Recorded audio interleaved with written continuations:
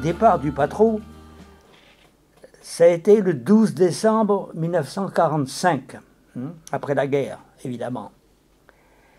Et c'est à la cantine de l'école des Quatre Moulins qu'a eu lieu la réunion constitutive du patronage laïque de Saint-Pierre, sous la présidence de Jean Julien, celui qui avait déjà créé le PL de recouvrance, et avec la participation au départ aussi, dès le départ, de Jean Le Gouil, qui a donc été un des premiers acteurs de la création du Patro.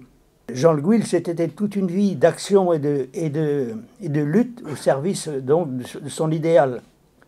Il était socialiste, il était conseiller municipal, responsable de la FSGT. En plus de tout ça, c'était un militant social de première grandeur. Il s'occupait des locataires, il s'occupait d'un tas de choses. Et j'allais lui rendre visite assez souvent dans une des tours de Cuny-Verzan. Il habitait là tout à fait en haut, là, d'où on voyait très bien la ville de Brest. Et quand j'allais chez lui, bien sûr, on discutait, on parlait du Patro, mais il était toujours en train d'écrire, d'une écriture alors fine et tellement agréable à lire, travaillant derrière une machine à écrire pour ses locataires, pour tel mouvement social. Donc en plus du Patro, il avait une activité débordante de militant social. Et c'est le 19 décembre 1945, donc après la guerre, que s'est réuni le premier conseil d'administration de ce Patro qui venait de naître, sous la présidence de Guillaume Lavelle, qui est président de séance du premier conseil d'administration, et Jean Le Gouil déjà comme secrétaire général. Le siège social était à la mairie de Saint-Pierre-Quilbignon. Une baraque au Polygone a constitué le premier local où ils pouvaient se réunir. Et parallèlement, l'Assemblée générale de l'Union sportive ouvrière laïque quilbignonnaise, l'USOLQ, c'est son vrai nom, qui avait succédé à l'Union sportive ouvrière quilbignonnaise, qui s'appelait l'USOQ. On avait ajouté ouvrière, on a ajouté le mot laïque. Oui, voilà. C'est ça. Qui lui avait été créé en 1937, c'est là, oui. Au moment du Front populaire. Et cette équipe avait décidé de fusionner avec le Patro de Saint-Pierre. Et d'en devenir, à l'époque, en 1945, la section sportive sous le nom de Stade Quilbignonnais, avec comme président François Gourmelon. C'est ça, oui. Voilà, je cite des noms parce que c'est important. On n'oublie pas ceux qui ont contribué quand même à faire de ce Patro ce qu'il est maintenant. Ce sont les nouveaux qui ont continué le travail, mais le départ, ça a été tout ça. Il y avait déjà eu une équipe de football qui s'était appelée Stade Quilbignonnais. Mais bon, on en retrouve des traces effectivement dans les archives de la ville, dans des bouquins, on retrouve des traces de ça. Et ça a duré quelques années. Et cette équipe a disparu, puisqu'elle a dû être créée en 1910 ou un truc comme ça. Et en 1914, c'est la guerre qui est arrivée. Donc, du coup, disparition de cette équipe. Mais ce patronage a adhéré, après la naissance de la Fédération des œuvres laïques du Finistère, a adhéré à cette fédération. Dans un document que j'ai réalisé, que j'ai appelé « Éducation populaire et lutte sociale », est inclus l'histoire de la Fédération des œuvres laïques du Finistère, qui est née en 1930. L'éducation populaire, qui a vu sa naissance, si on peut dire, en 1793, au moment de la Révolution française, et j'ai ajouté « et lutte sociale », parce que dans ce document, où est inclus l'histoire de la Fédération, j'ai voulu montrer que tout ce que la classe ouvrière, la population, les travailleurs, ont obtenu comme résultat dans l'éducation populaire, ça a été grâce aux révolutions, grâce aux mouvements sociaux, et j'ai pris pas mal d'exemples. Bien sûr, il y a eu 1789, ça a été le départ, puis il y a eu 1830, il y a eu 1848, la Commune de Paris, et je continue. Le meilleur exemple que j'ai pu prendre, ça a été évidemment en 1936, le Front populaire, quand, grâce à cette lutte sociale particulière, la classe ouvrière a obtenu, et aussi les travailleurs en général, les congés payés. Parce que grâce à ces congés payés, il y a eu une explosion de l'éducation populaire. Je l'ai vécu en 1936, j'avais 16 ans. On est dans les années, là, tout de suite après 1936, on est dans les années donc, où il y a d'importantes luttes ouvrières. Il y a un gouvernement de gauche en France qui s'appelle le Front populaire. Enfin, il y a eu le Front populaire. Ça a été l'union du Parti socialiste et du Parti communiste. Ils ont gagné les élections. Et majoritairement, ils sont arrivés à l'Assemblée, donc où il y a eu du coup un gouvernement de gauche qui s'est mis en place avec comme président Léon Blum. Et en même temps, il y a eu dans tout le pays de très grandes grèves qui ont conduit à l'obtention d'avantages sociaux qui sont, entre parenthèses, en train d'être remis en cause les uns après les autres depuis quelques années. Et notamment la semaine de 40 heures, les congés payés, des augmentations de salaire, etc. etc. Donc il y a eu des grandes conquêtes sociales à cette époque-là. Il faut dire qu'avant, il n'y avait pas de congés payés, les gens n'avaient pas de vacances, n'avaient pas de congés. Et lorsque ils ont obtenu ces premiers avantages, déjà, même les ouvriers, certains avaient du mal à y croire, comment on pouvait être payé sans travailler. Bon, voilà, ça allait presque un peu trop vite pour certains. Voilà. Donc, alors en même temps que ces grandes conquêtes sociales, dans le mouvement sportif, ça bougeait aussi. Il y avait des fédérations, donc dans le mouvement ouvrier, le mouvement ouvrier avait créé aussi dans les usines, dans les entreprises, des clubs sportifs ouvriers, qui étaient très, très fortement liés d'ailleurs au mouvement social, notamment au Parti communiste et au Parti socialiste. C'était presque des filiales, qu'on va dire, des partis, des clubs. Ils étaient très, très, très attachés à ces formations politiques. Et il y avait d'ailleurs deux fédérations qui existaient à l'époque, deux fédérations ouvrières. Une fédération qui était rattachée, on peut dire, entre guillemets, au Parti socialiste, et une autre qui était rattachée au Parti communiste. Voilà. Et le but de ces fédérations sportives, de ces clubs sportifs ouvriers, c'était en fait, d'une part, de donner des loisirs, bien sûr, aux travailleurs, de lutter aussi contre certaines tendances à l'alcoolisme qui existaient dans ces milieux-là, et en même temps aussi de contrecarrer, de faire un contrepoids à ce qu'on appelait les fédérations bourgeoises, les fédérations sportives bourgeoises. Alors les fédérations sportives bourgeoises, c'était ce qui sont maintenant devenues les fédérations françaises, etc.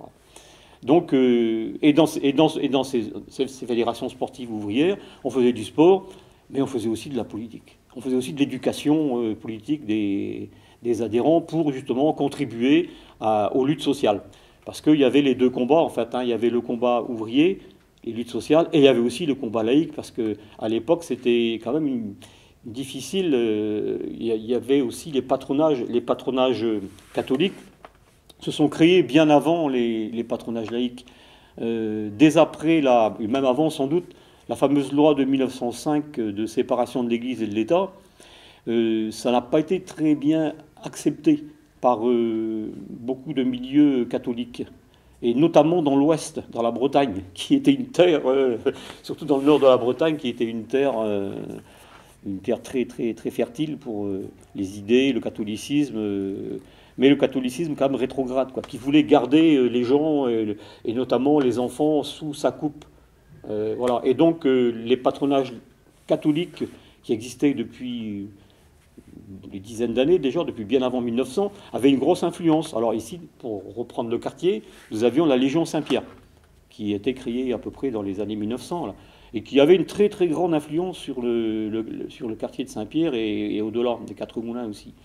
Et donc c'est un peu pour contrecarrer l'influence de ces patrons cathos que se sont créés aussi sur Brest des patronages laïcs, qui avaient pour but en fait de soustraire un peu les enfants et la jeunesse à l'influence de l'Église, qui voulait absolument garder l'éducation, qui voulait conserver en fait l'éducation des enfants et de la jeunesse. Et bien sûr, les idées qui étaient diffusées dans ces milieux-là n'étaient pas des idées progressistes.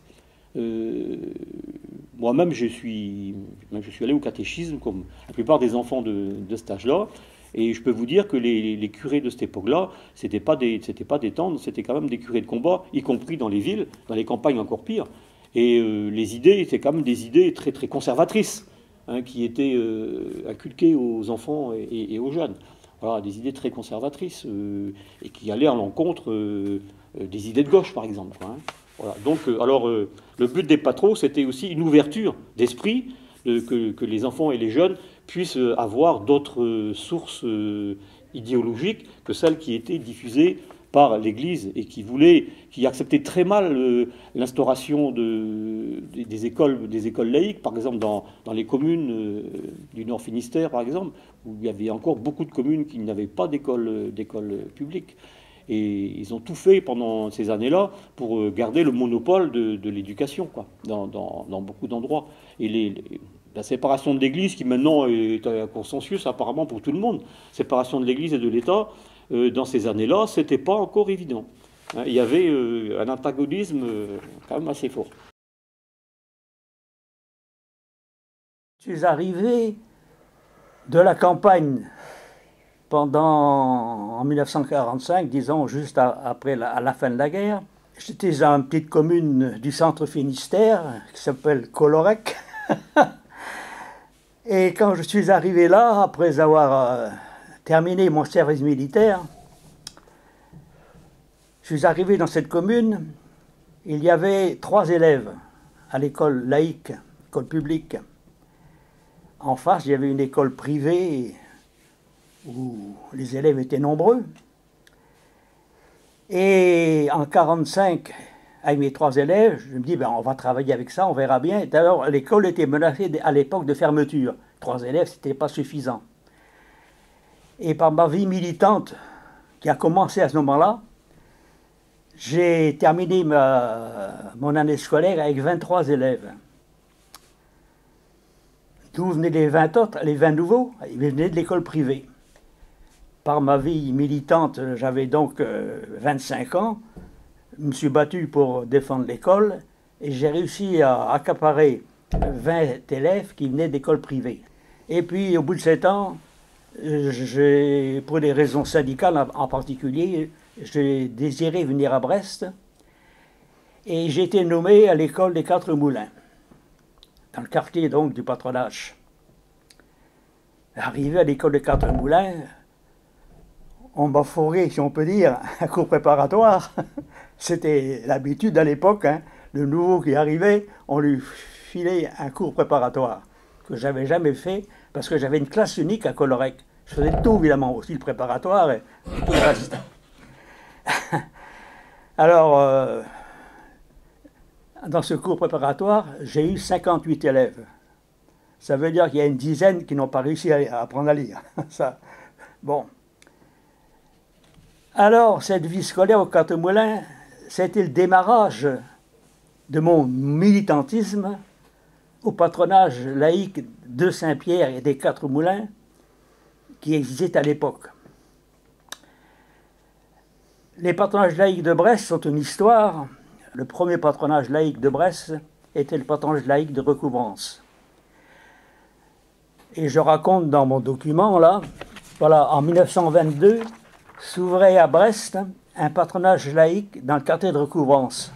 Il y avait à l'époque 2 patronages à Brest déjà. Il y avait le patronage laïque de Lambezélec et celui de Saint-Marc.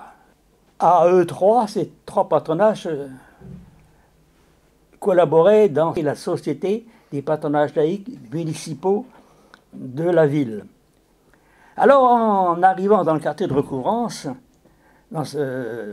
pour faire cette classe de cours préparatoires, j'allais connaître le patronage du quartier, évidemment. parce que j'étais au courant. J'étais en relation déjà avec Jean Le Gouil, qui était responsable de la FSGT, et moi j'avais monté une équipe de football à Colorec, et j'avais adhéré l'équipe à l'UFOLEP, également à la FSGT, parce que Jean Le Gouil était à l'époque responsable régional de la FSGT. Alors voilà, j'arrive donc dans cette école, et puis un beau matin, le directeur de l'époque, il s'appelait M. Rioux, s'amène avec un papier dans la main, et il nous interpelle, et écoutez mes collègues, qui dit, moi j'ai une demande du patronage laïque de Saint-Pierre et des Quatre Moulins.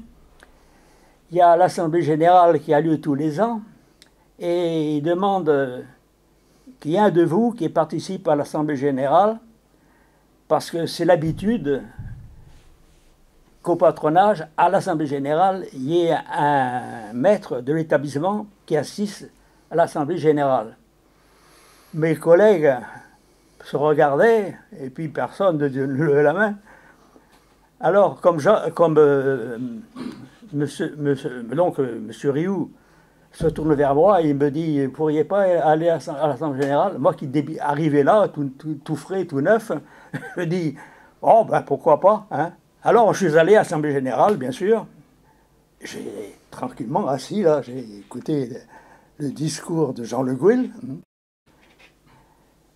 Et il y a eu après, à la fin de l'Assemblée générale, il y a donc eu l'élection du conseil d'administration. Jean Le Gouil s'est tourné vers moi et il m'a dit, il m'a demandé si je ne pouvais pas être candidat au conseil d'administration.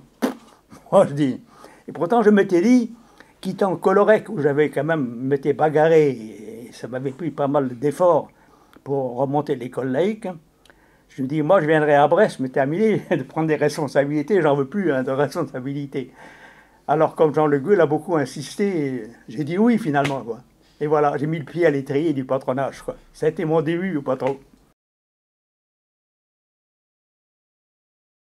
Je suis arrivée au patronage en 1960, mon arrivée à Brest, après 15 ans de campagne, dont une à Baudsorel. Et depuis, j'ai fait la connaissance du patronage laïque des Quatre Moulins tout de suite, parce qu'il se trouvait dans les écuries de l'ancienne caserne du Polygone. À mon arrivée à Brest, j'ai trouvé Jean Nédélec, et là, alors je me suis associée à beaucoup de choses, quoi, par l'intermédiaire de Jean. Mais c'était, au Quatre Moulins, surtout, c'était le cœur du quartier, quoi. Surtout avec cette population de baraques et tout ça. Puis, tout le monde se connaissait, tout le monde était... Ouais. Il y avait le boulanger sur à côté de charcutier, c'était tout le... C'était un gros village dans la ville, quoi. Oui. Car l'esprit était beaucoup plus laïque que maintenant. Enfin... Oui. D'ailleurs, il y avait les instituts... il y en avait, je sais, il fallait marcher droit. Hein. Il y a le père Sauban qui était là. Tiens, il paraît que c'est le grand-père de Noah. Parce que la fille Sauban avait épousé un monsieur noir, quoi. Et Yannick Noah serait le petit-fils de l'ancien directeur des Quatre Moulins. Et alors, il y en a qui me disent, tu as rêvé. Or, moi, je me rappelle très bien qu'il y avait la fille Sauban et la fille Lebihan qui avaient épousé des Noirs.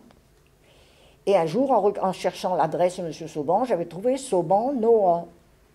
Donc, j'avais pas rêvé, quoi. Et ça a été donc des années de travail bénévole, 10 ans de travail bénévole, avec Jean Le Gouil comme président. Et ici, dans mon document, j'ai mis bien rempli avec tous les acteurs qui firent le bonheur de ce patronage. Et je cite des noms, les frères Robert et Pierre Hamon, François Gourmelon, qui était président du Stade Quilbignonais, les frères Abéré, la famille Paumet, Robert Méran, Pierre Guigorès, Alain Lemeur, Jo Piton et bien d'autres. Et moi, j'arrivais à l'école des Quatre Moulins, si tu te souviens, au printemps 1962. Je venais de passer 28 mois en Algérie, aux armées. Et puis, voilà, je rencontre toute une équipe qui, déjà, tu viens de les citer, qui œuvrait au sein du patron. Ben, c'était en particulier toi d'abord, et puis ceux qui te donnaient, comme tu l'as dit, un coup de main au sein de la section théâtrale. Donc je découvre le patro de Saint-Pierre et Cadmoulins, installé, alors tu as parlé de la caserne, c'était en fait les écuries, les anciennes écuries de la caserne de Saint-Pierre. Ouais, j'ai parlé de caserne parce que c'est les écuries. Voilà, les écuries. Alors ces écuries, effectivement, étaient à l'état de ruine à la fin de la guerre et elles ont été aménagées, toits de tôle, etc. Et c'est pour ça que tu as tout à fait raison de dire que dans cette salle, en hiver, eh bien, il faisait plutôt froid parce qu'il n'y avait pas d'isolation. Donc je découvre ce que l'on appelle déjà le patron laïque des Cadmoulins. Et ce nom de patron laïque, évidemment, m'a étonné. C'était quelque chose de très courant à Brest.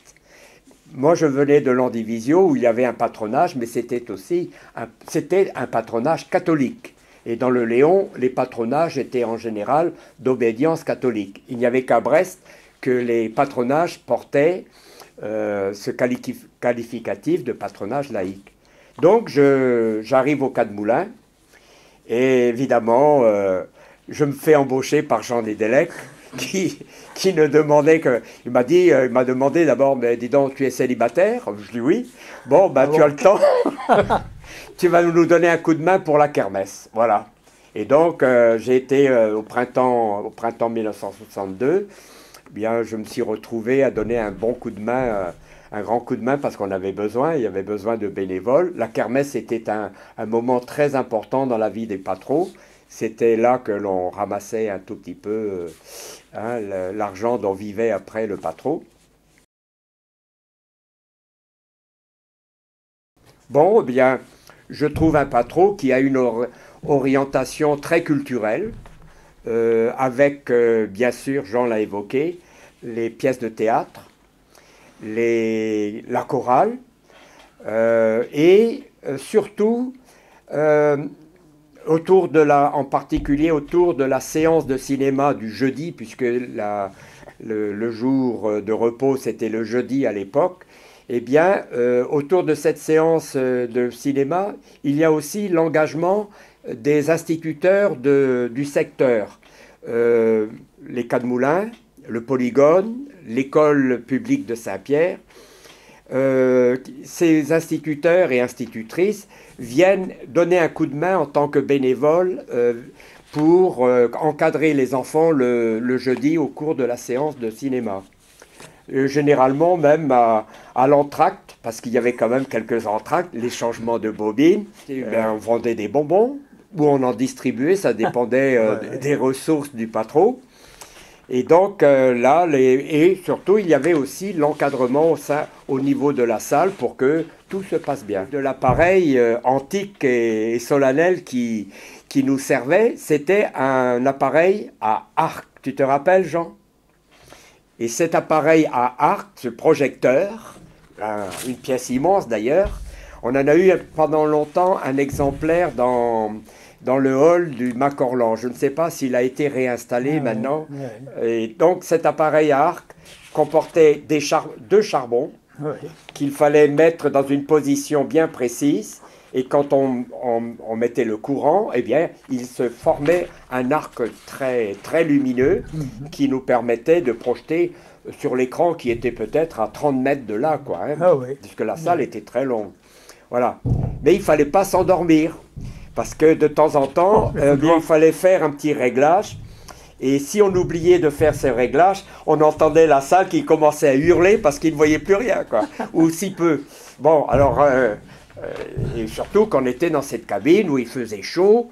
On regardait de temps en temps pour voir si tout se passait bien. Voilà, c'était cette histoire de cinéma qui... Bon, c'était un épisode assez folklorique, quoi. Hein. Et à l'époque, bien sûr, le cinéma, c'était quand même la grande vogue. Hein. Tout à fait. Alors je me rappelle que, surtout pendant les séances scolaires du cinéma éducateur, quand arrivait un dessin animé, c'était la grande joie, quoi. Maintenant, tu penses... Ben, là, à cette époque-là, ben, il y avait les Laurel et Hardy, il y avait Charlot, Oui. il y avait la Panthère Rose que l'on commençait à voir, la Panthère Rose en couleur, hein. C'était formidable. Ça. Ah oui. Et on passait évidemment d'autres films quand même. Hein. Ah oui. Le jeudi, c'était des films, des documentaires. Il y avait, disons, un bon programme. Ah oui. Mais alors, il fallait quand même que l'on réserve un moment pour tous les films comiques, quoi. Hein. Voilà. Mais là, Oui. on avait parfois jusqu'à 100, 150 enfants dans la salle. Hein. Ah bah il y avait la kermesse aussi. Oh là, c'était... Oh ah, ça, c'était un grand truc. Alors. Enfin, la fête, plutôt, la fête du Patro, quoi, qui se trouvait justement aux alentours, dans la caserne, là, quoi. Ah, puis il y avait aussi, pour les pièces, il y avait un qui m'a laissé un souvenir impérissable. C'est Monsieur Lepage, ça doit être le père d'Alain, que vous avez connu, Page, Monsieur Despage, qui était prof de gym au lycée à l'époque, et qui venait nous raconter des histoires. Oh, c'était... Chaque fois qu'il y avait la fête, quoi, il y avait Monsieur Page, et puis toutes les gens du quartier, bien sûr, il n'y avait pas que des instituts, hein, et il y avait beaucoup d'ouvriers du port. Vous voyez? Et il y avait la kermesse, alors c'était la grande fête, quoi. Oh, et les gosses devaient même défiler, non, mais où alors? Ah non, ça c'est pour la fête de la jeunesse, hein, qui partait jusqu'à Ménespol. Quelquefois, je me demande si je n'ai pas rêvé, hein. Les enfants qui partaient d'ici jusqu'à Ménespol, ça fait plus de 7 kilomètres. Tout le monde habillé. Ça, et puis on faisait des landis aussi à l'époque, tout ça, oui. Et je ne sais pas comment on pouvait marcher. Rendez-vous donc à côté du pont. On attendait là. Puis du pont, on repartait encore à pied. Là, c'était la foule, là, tout le monde y était. Il n'y avait pas la télé, il n'y avait pas de distraction à l'époque. Il n'y avait rien, il n'y avait pas de télé, il n'y avait pas d'ordinateur, il n'y avait pas de... Bon, il n'y avait pas tout ce qu'il y a maintenant, tous les clubs, tout ça, ça. Il y en avait peut-être pour les gens riches en ville, quoi, certainement, mais nous, vraiment, les Cannes-Moulins, ça faisait comme un gros village très uni, quoi. Saint-Pierre, on ne connaissait pas Saint-Pierre, les poules. Bon, ouais. On ne draguait pas beaucoup sur Saint-Pierre, il devait déjà avoir la Légion, eux. On draguait sur Quéliverzan, Ruisan, il y avait une école aussi, les Cannes-Moulins, Keragaouiat aussi, bien sûr, quoi, puisque... oui. La construction du char se faisait dans l'écurie. Hein. Dans la grande pièce, la pièce qui servait la de pièce salle, était... quoi. Alors là, il y avait aussi un gars du quartier qui nous a donné un grand coup de main. Il était, j'ai oublié son nom, il était peintre à l'époque, peintre artiste. Quoi. C'est lui, bon, le gros bâtiment, c'était les frères Hamon, tout ça, qui fabriquaient le char. Mais la finition, c'était lui qui terminait la décoration. Et alors, l'histoire est terrible parce que une année, on avait fait une espèce de sphère qui était gonflée, qui avait été peinte et tout, donc prête le lendemain pour le défilé, pour s'insérer dans le défilé. Le dimanche matin, on arrive, la sphère était à plat. Ça, c'est des anecdotes, évidemment, quand on y pense. Évidemment, on a vite, je ne sais pas ce qu'on a fait exactement, on a dû réparer ça. Alors, il y avait un problème aussi pour la construction du char. Il fallait faire très attention parce que la salle, bien sûr, il y avait une hauteur de plafond, mais après, pour sortir de la salle, il y avait une grande porte à double battant, mais qui, dans la hauteur, était limitée. Et je me rappelle que il y a des choses que l'on ne pouvait mettre que le jour de la fête des écoles, quoi, hein, parce que le Patro servait aussi de lieu de rassemblement pour la fête des écoles. Les écoles, l'école des Cannes-Moulins qui défilait ce jour-là se rendait d'abord au Patro. Le char se mettait en tête du cortège et puis on descendait pratiquement jusqu'à la place de la mairie, comme ça, quoi, hein. Ah ouais. Et après, de la mairie, on montait à Ménespol. Qu'il fasse beau ou qu'il fasse mauvais, on défilait quand même. Et après, là-bas, à Ménespol, bien sûr, il y avait la grande fête, et en particulier le lundi. Bon, moi je suis la dernière enfant de Jean Le Gouil, hein, et de Charlotte Le Gouil, qui ont contribué à faire a donné naissance à ce Patro, avec d'autres bien sûr, hein. Il n'était pas tout seul, mais disons que mon enfance a été notre enfance à nous, à mes frères et sœurs, on était 4 enfants, ont été baignés énormément là-dedans. On a, disons, c'était notre deuxième famille.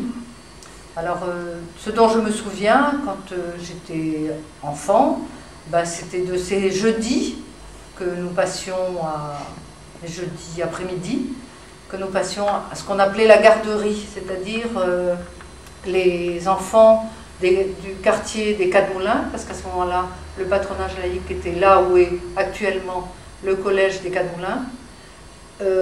Nous passions notre après-midi récréative avec les enfants du quartier, dont les enfants du polygone.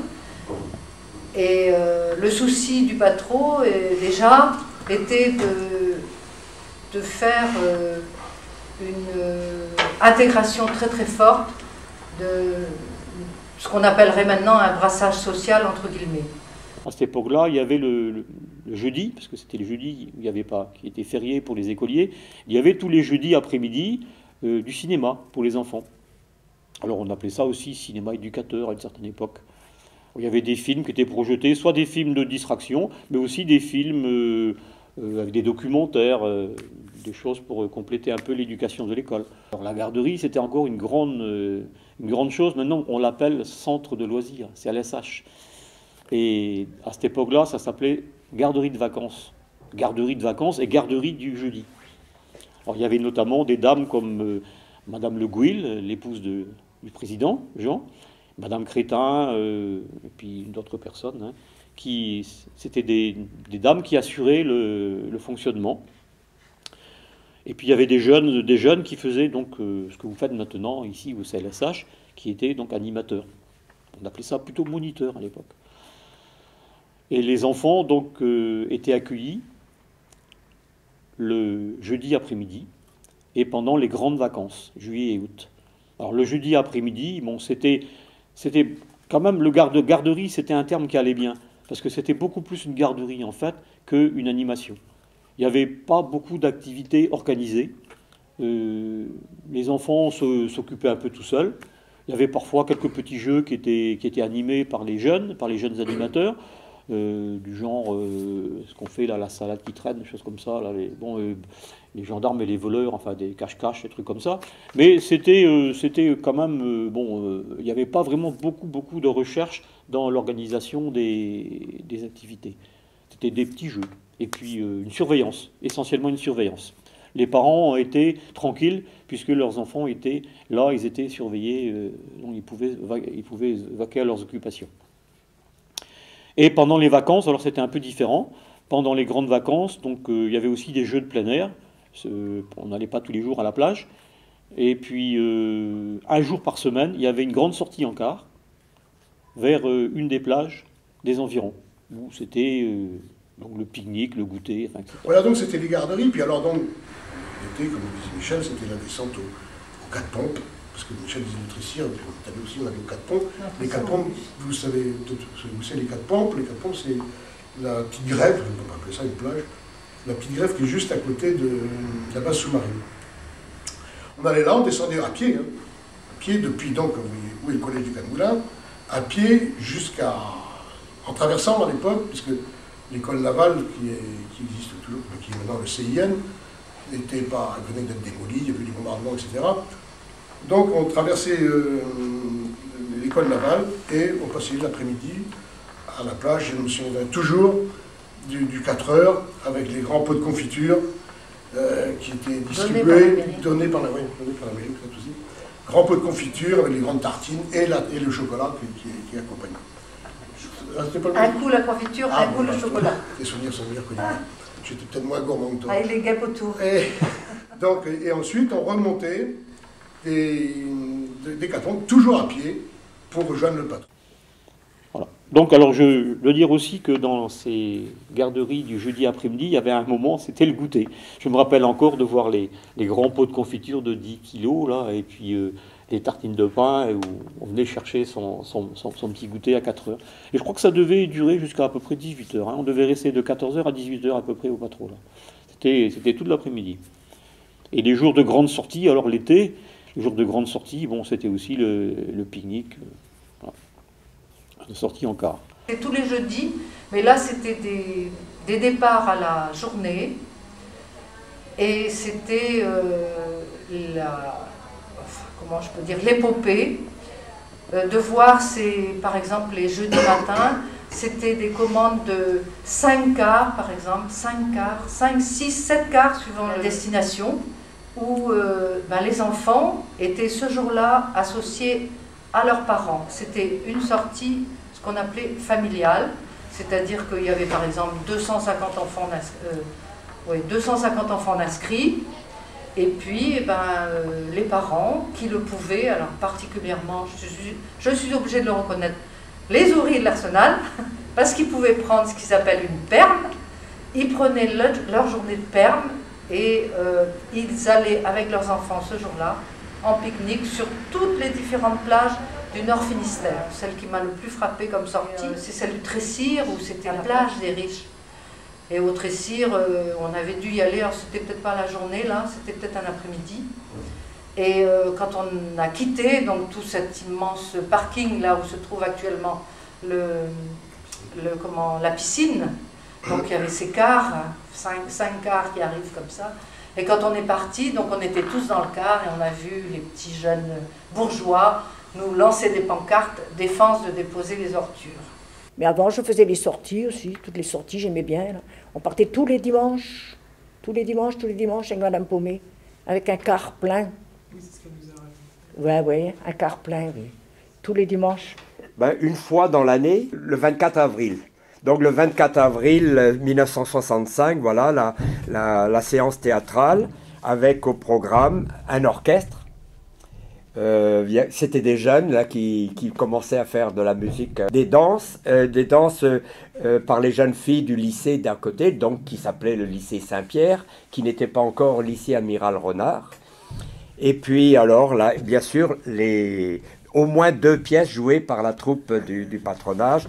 Les acteurs, Jean les a cités, et puis nous rejoignaient également parfois des élèves du lycée, ou bien alors des élèves aussi du cours complémentaire. Ça commençait vers 8 h le soir, ça finissait vers 11 h, 11h30. Et il y avait du monde. Il y avait pas de télé. Moi, j'ai participé aux séances, au théâtre, et puis à la chorale, qui était menée par Henri Mince.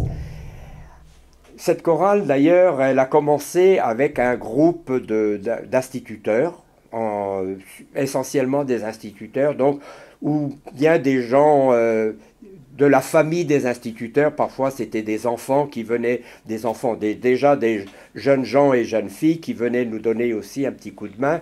Donc, en 1962-63, il y avait quoi? Il y avait 20 personnes, 25 personnes. Et en 65, avec la jonction des jeunes filles, tout un groupe de jeunes filles du collège des Quatre Boulins, eh bien, on est arrivé à une 60aine. Donc, ça faisait un joli groupe sur scène. Et il y avait par contre organisé tous les ans un bal dans la grande salle de spectacle du Patro, qui était une salle, je le dis, en ciment. Cimenté, c'était pas une salle, il n'y avait pas un parquet. Et il y avait au fond, il y avait la scène de théâtre, une belle scène par contre, une belle scène de théâtre, mais la salle était donc cimentée. Je me rappelle, au fond, il y avait un bar. Et ce bal était assez typique parce qu'il fallait bien glisser quand même, mais je me rappelle qu'il y avait on semblait dessus le sol de la bougie pour que les pieds puissent glisser. Alors c'était marrant parce que c'était pas le premier temps, c'était pas comme on voit quelquefois avec des tables et des chaises, etc. C'était des bancs tout autour de la salle, et puis où les demoiselles étaient assises avec leur sac à côté, et où on allait inviter les demoiselles pour danser. C'était sympathique, donc j'en ai des souvenirs. Bon, c'est là, et c'était d'autant plus sympathique que c'est là que j'ai fait mes premiers pas de bal. Je ne savais pas danser. On n'osait donc pas aller dans les bals officiels Parce que quand tu ne sais pas danser, tu as l'air un petit peu godiche, ou les gens... Alors ici, ben, on dit c'est pas trop, après tout, allez, on faisait nos prépas. Et c'est comme ça que j'ai appris les premiers pas de danse.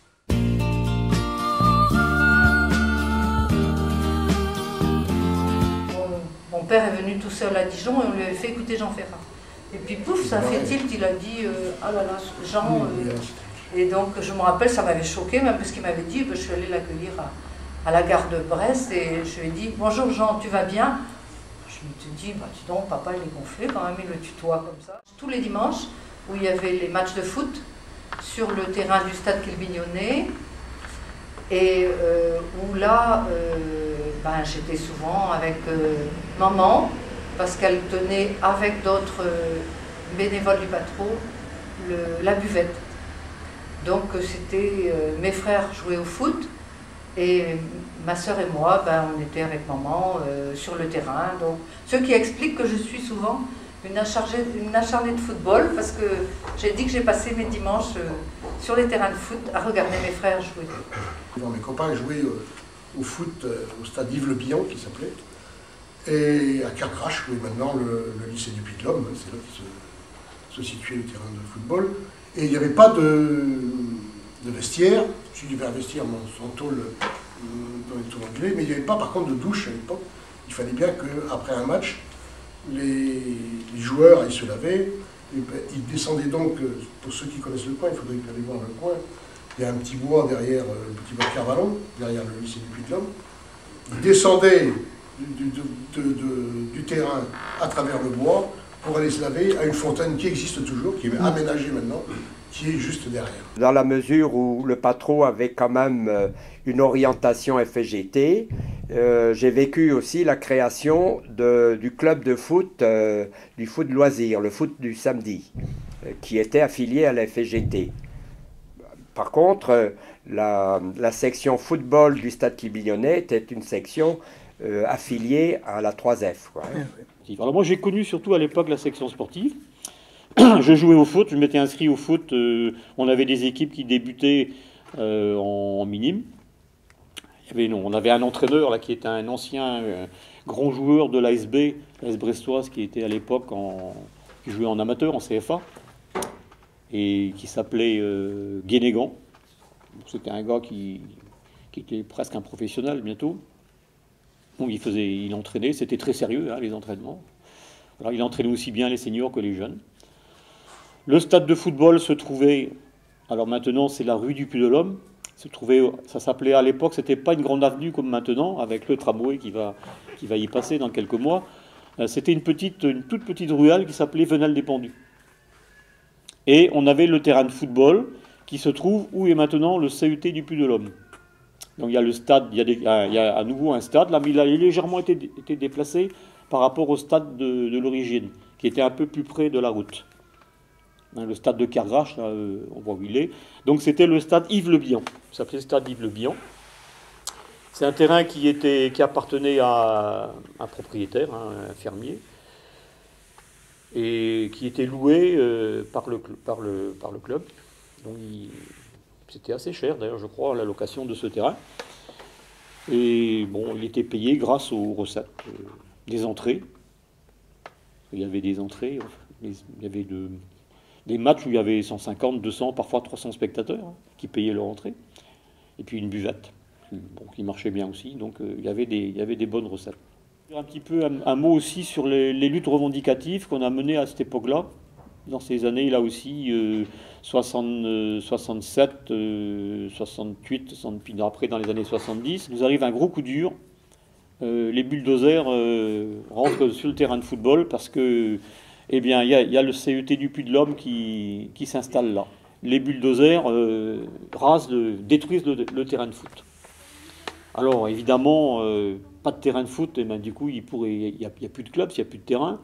Donc on se met en mouvement, donc on réagit et puis on met en place, alors avec l'aide, on alerte tous les amis, hein, les patros laïcs, la FOL, la FGT, les partis de gauche. Bon, alors on met tout le monde en alerte, on fait des articles dans la presse, on envoie des articles dans la presse, on fait une grosse campagne.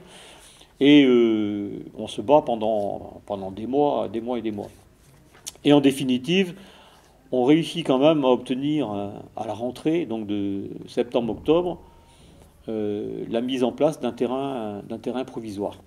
Donc sur des terrains totalement en pente, avec des trous, des bosses, mais ça fait rien. Bon, on a continué à jouer là-dessus. Moi personnellement, je joue au basket. Il y avait un terrain de basket, alors il n'y avait pas de terrain, il n'y avait pas de salle couverte. Pour notre équipe n'était pas suffisamment peut-être à un niveau assez haut pour jouer sur salle couverte. Et comme il y avait un terrain de basket, le terrain de basket était en terre battue. Donc, avec, on appelle le tracé de terrain était tracé en ciment, avec des bordures de ciment. Alors, il faut voir ce que ça fait. Un terrain qui est en permanence sous tous les temps. Et quand on a joué là-dessus, il n'y a pas toujours tellement... Et les ballons de l'époque n'étaient pas aussi sophistiqués qu'ils le sont maintenant. C'était des ballons en cuir, qui aussitôt qu'ils étaient humides, ça glissait. Et je me souviens, surtout de l'hiver, quand on arrivait à faire un match de basket, en hiver, le terrain était dur, parce que gelé le dimanche matin, on jouait le dimanche matin en général. Alors tant qu'on commençait le match, ça allait. Le ballon rebondissait bien, on jouait. Mais quand, à la fin du match, ou même au milieu, au début, à la fin de la première mi-temps, le terrain avait complètement dégelé, et quand le ballon ne rebondissait pas, c'était épique comme match. Où on a aussi, quelque temps après, créé le sport jeudi. Donc le sport jeudi, c'était une activité enfant, sportive, multisport, où le but n'était pas encore la compétition, parce que c'était des enfants plus jeunes, ça devait démarrer autour de 8 ans, de 8 à 12 ans, c'était ça le créneau d'âge. Et on était axé là sur le sport éducatif, donc initiation au sport, mais aussi éducation avec des systèmes une sorte de république sportive qu'on mettait en place, où il y avait des jeunes qui avaient des rôles, des fonctions, des responsabilités. On essayait déjà de leur inculquer un petit peu cet état d'esprit. Il y en a un ici qui s'en rappelle, parce qu'il en faisait partie. Et on organisait des stages de formation pour les animateurs. Bon, il y a eu des stages au Guilvinac, il y a eu des stages à Sker. Pendant les vacances de Pâques, ça durait une semaine. Et on invitait les jeunes de ces villes, du Guilvinac ou de Sker, à venir donc participer à ces stages où il y avait 100-150 jeunes qui venaient et 20 à 30 animateurs. Mais ce sport jeudi là avait permis de lancer un championnat de handball. Le premier championnat de handball qui existait, il n'y avait pas du tout, le handball n'existait pas en tant que sport dans la région brestoise. C'est l'AFGT et l'UFOLAP qui ont lancé le premier championnat de handball. Au niveau des enfants d'abord, et puis ensuite, il y a des seniors, des adultes qui se sont intéressés, et on a fait aussi un championnat de handball senior. Mais comme il n'y avait pas assez d'équipes, on était un petit nombre d'équipes, quelques pas trop, ça devait faire 5-6 équipes, eh bien il y a eu une certaine lassitude, et dans le même temps, comme dans le même temps, le handball était en train de se lancer aussi au niveau de la fédération française. Et peu à peu, donc, c'est la fédération française qui a pris le dessus. Et nos équipes ont rejoint le championnat de la fédération française. Bon, avec quelques copains, on a créé un autre sport, le vélo, le cyclotourisme. Bon, c'était aussi dans l'air du temps, la montée du cyclotourisme au début des années 80 notamment, et avec la FGT aussi, il y avait pas mal de clubs de cyclo qui se montaient. Dans les entreprises, il y en avait aussi.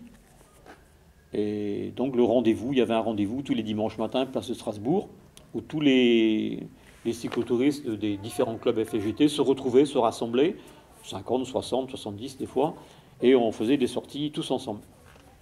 Alors ça a duré ça quelques années, mais par la suite, le rassemblement de tous les clubs de Strasbourg a été abandonné.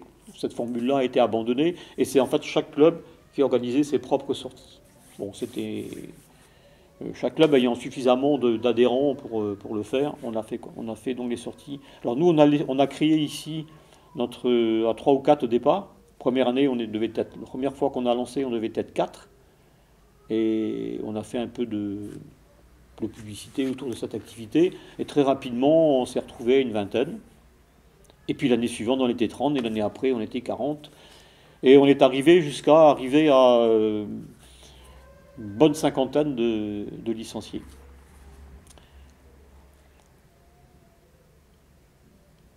Et quelques années, après 10 ans à peu près, après la création du cyclotourisme, on a lancé aussi une branche randonnée pédestre. Alors c'était la même section, et d'ailleurs beaucoup pratiquaient les deux activités, la marche et le vélo. Et ça, cette section-là, elle existe toujours. En 1951, ont commencé les difficultés pour le Patro.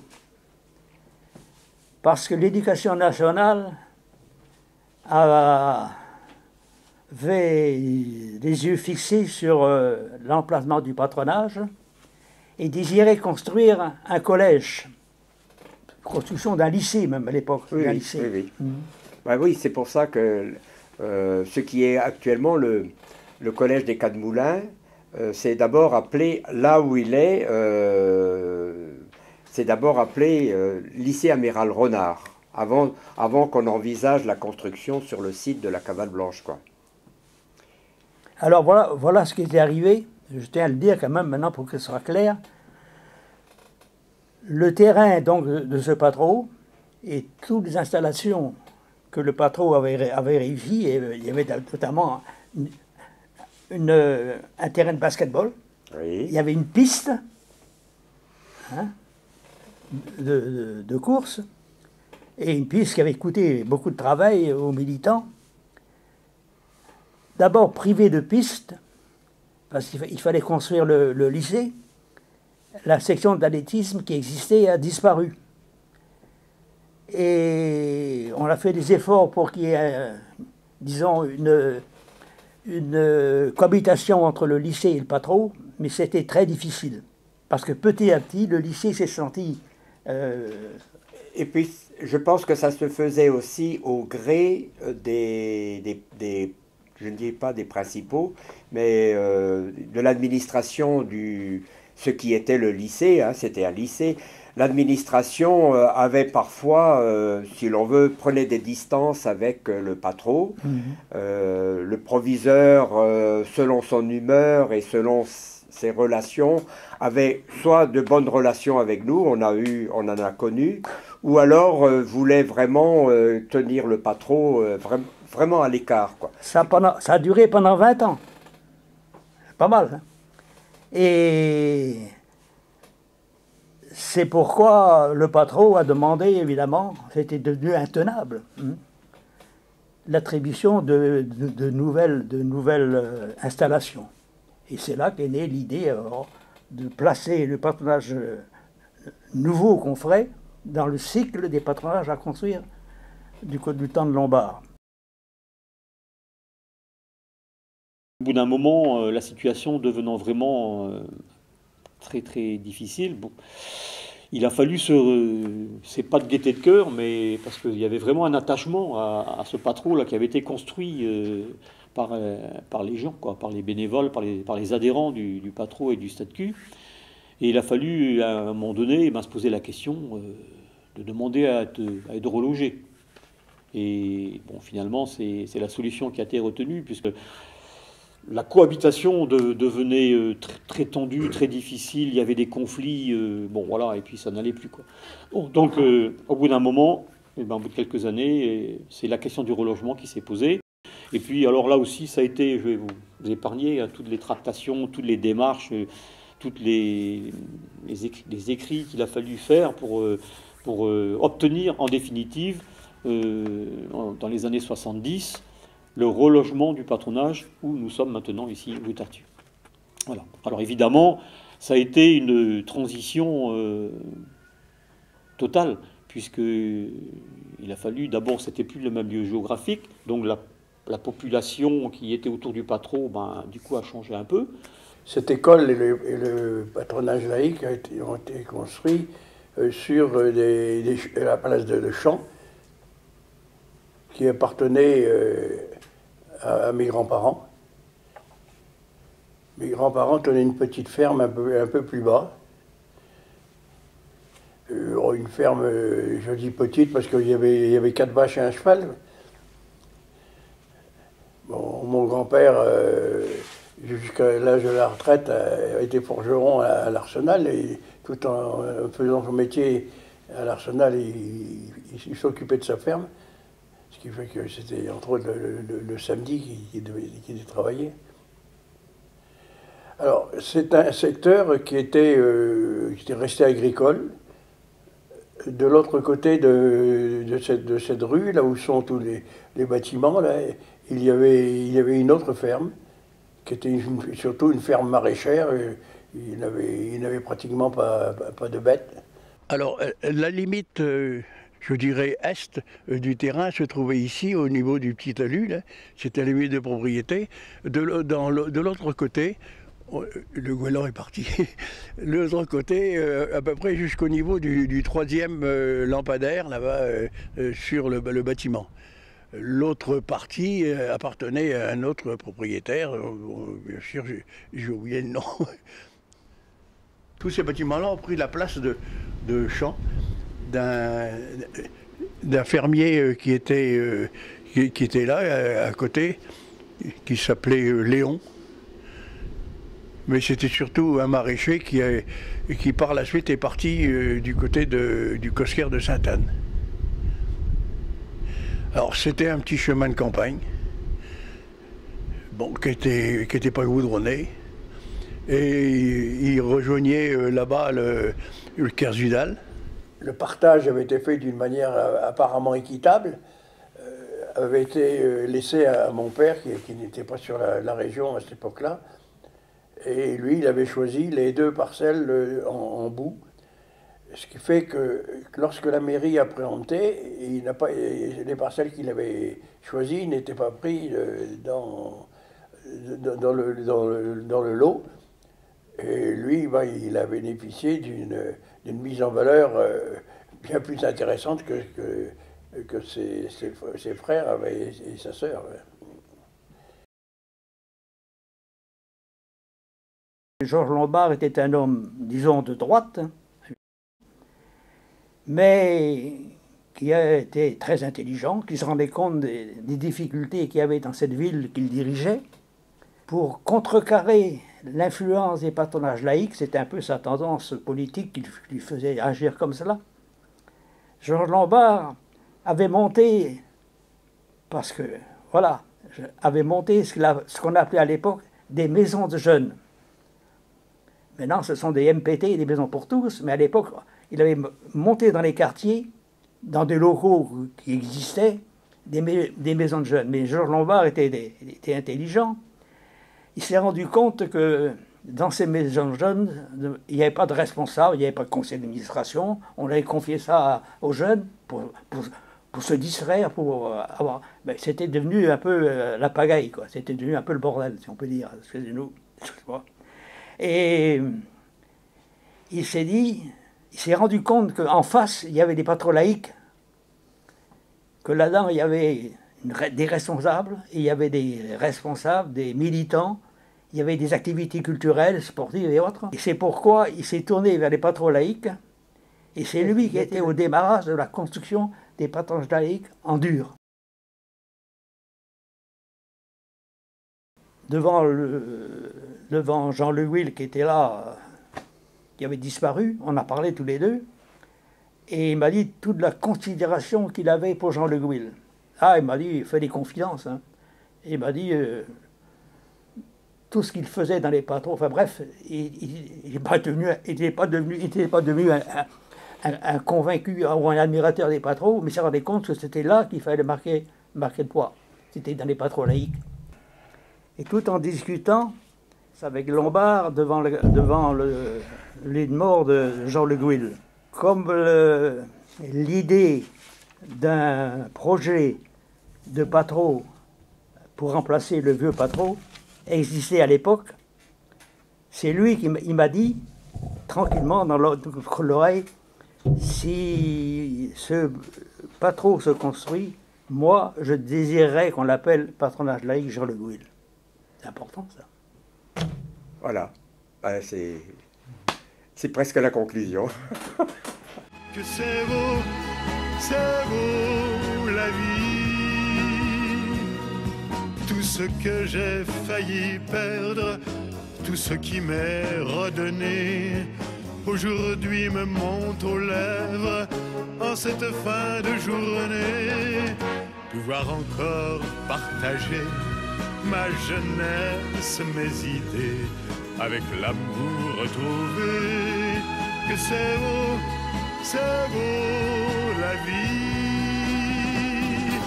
Pouvoir encore te parler, pouvoir encore t'embrasser, te le dire et le chanter. Oui, c'est beau la vie.